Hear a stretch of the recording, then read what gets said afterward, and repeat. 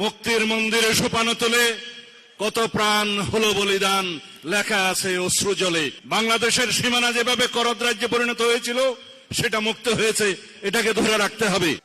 আসসালামু আলাইকুম। সময় খুব কম, আমি অ্যাড্রেস করব না।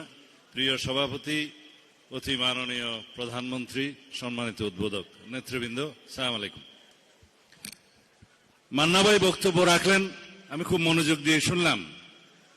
জাতীয় ঐক্যের কথা বলছেন। জাতীয় ঐক্য একটা প্ল্যাটফর্ম হবে যেটা গঠিত হয়েছে ফ্যাসিবাদ বিরোধী জাতীয় ঐক্যের মাধ্যমে। এটাই সেটা সেই প্ল্যাটফর্ম, এখানে সবাই আছে।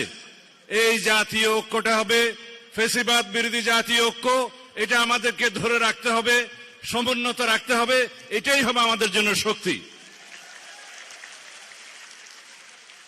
এবং আমাদের সামনে উদ্দেশ্য হবে নতুন বাংলাদেশ, সবার আগে বাংলাদেশ, সবার আগে বাংলাদেশ আমাদের সবচাইতে বড় নীতি। এখানে বৈদেশিক যত সম্পর্ক হবে সব হবে সার্বভৌম সমতার ভিত্তিতে এবং মিউচুয়াল রেসপেক্ট এবং ডিগনিটির ভিত্তিতে। বাংলাদেশের সীমানা যেভাবে করদ রাজ্যে পরিণত হয়েছিল সেটা মুক্ত হয়েছে, এটাকে ধরে রাখতে হবে।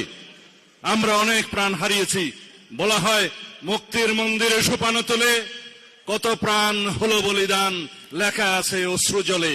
সেই লেখা আমাদেরকে চিরদিন অন্তরে ধারণ করতে হবে। আমরা জানি এই প্রিয় মাতৃভূমি, যারা শহীদ হয়েছেন তারাই জানেন স্বর্গ থেকে প্রিয় এই মাতৃভূমি।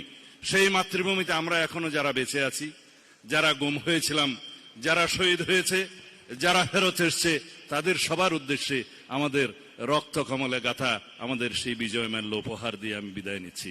আমাদের একটাই বক্তব্য থাকবে, আগামী দিনে আমাদের যে গণতান্ত্রিক অগ্রযাত্রা, সেই অগ্রযাত্রাতে আমরা দ্বিমত পোষণ করব, ভিন্নমত পোষণ করব, বহুমত পোষণ করব, কিন্তু আমরা স্বাধীনতার সার্বভৌমত্বের জন্য একই রাস্তায় এগিয়ে যাব, সেটা যেন আমাদের উদ্দেশ্য হয়। খোদা হাফেজ।